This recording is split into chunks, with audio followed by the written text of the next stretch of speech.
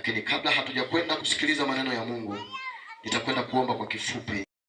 Wakati huu tunakwenda kuangalia kitabu cha Ufunuo. Naomba funua Biblia yako katika kitabu cha Ufunuo. Fungua Biblia yako katika kitabu cha Ufunuo. Fungua kitabu cha Ufunuo. Ufunuo wa Yohana. Bwana Yesu asifiwe. Amen. Ufunuo wa Yohana sura ya 3 mstari wa 11. Tukasome hapo. Sura ya 3 mstari wa 11. Upesi, shika sana ulicho nacho, asije mtu akaitwaa taji yako. Shika sana ulicho nacho, naja upesi, asije mtu akaitwaa taji yako. Kuna kitu ambacho unacho, lakini Mungu anasema ya kwamba hicho kitu ulicho nacho, hebu kishike sana, kwa sababu anakuja upesi, na asije mtu mwingine akakitwaa hicho kitu ulicho nacho.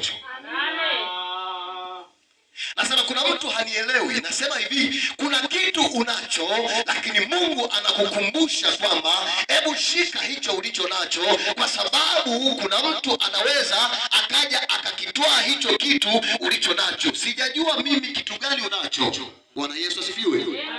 Lakini Mungu anajua kuna kitu unacho.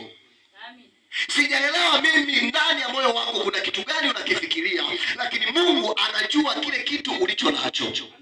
Sijajua una huduma gani katika utukufu au wa Mungu, au katika wokovu wako una huduma gani ambayo Mungu anakutumia kupitia hiyo, lakini Biblia inasema kwamba Mungu anaagiza kwamba hicho ulicho nacho hebu kishike sasa. Amen. Haleluya. Bwana Yesu asifiwe. Haleluya watu wa Mungu.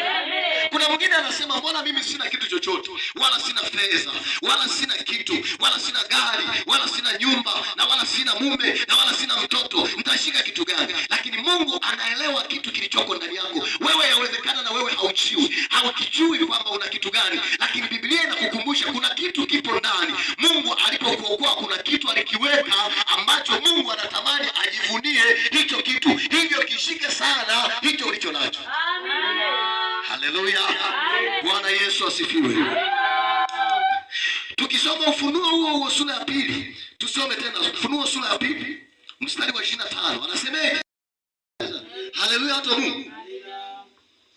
Kile mlicho nacho kishikeni sana.